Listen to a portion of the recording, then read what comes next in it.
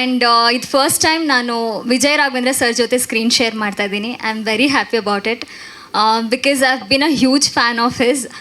ಇಷ್ಟು ದಿನ ಸ್ಕ್ರೀನ್ ಮೇಲೆ ನೋಡಿ ನಾನು ಅವ್ರ ಫ್ಯಾನ್ ಆಗಿದ್ದೆ, ಬಟ್ ಇವಾಗ ಅವ್ರ ಜೊತೆ ವರ್ಕ್ ಮಾಡಿ ಅವ್ರ ಸಿಂಪ್ಲಿಸಿಟಿ ಆ್ಯಂಡ್ ಹಂಬಲ್ನೆಸ್ಗೆ ಇನ್ನೂ ದೊಡ್ಡ ಫ್ಯಾನ್ ಆಗಿದ್ದೀನಿ.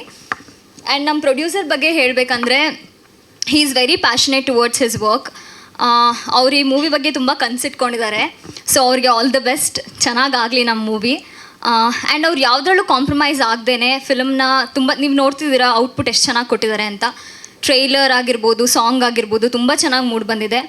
ಸಾಂಗ್ಸ್ ನಮ್ಮ ಮ್ಯೂಸಿಕ್ ಡೈರೆಕ್ಟರ್ ಅವಿನಾಶ್ ಅವರು ತುಂಬ ಒಳ್ಳೆ ವರ್ಕ್ ಮಾಡಿದ್ದಾರೆ. ಇದುವರೆಗೂ ಸಾಂಗ್ಸ್ನ ಕೇಳಿದವ್ರು ಎಲ್ಲರೂ ಅಪ್ರಿಷಿಯೇಟ್ ಮಾಡಿದ್ದಾರೆ.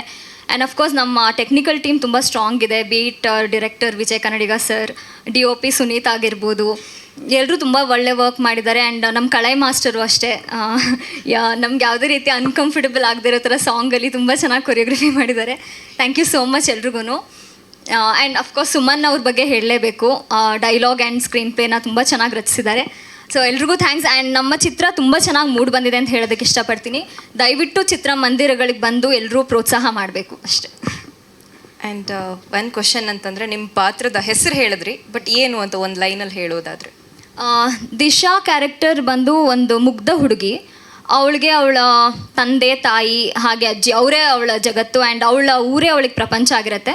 ಸೊ ಅವಳ ಲೈಫಲ್ಲೂ ಒಂದು ತಿರುವು ಕಾಣುತ್ತೆ. ಅದು ಏನು ಅಂತ ನೋಡೋದಕ್ಕೆ ನೀವು ಚಿತ್ರಮಂದಿರಕ್ಕೆ ಬರಬೇಕು. Okay, fine.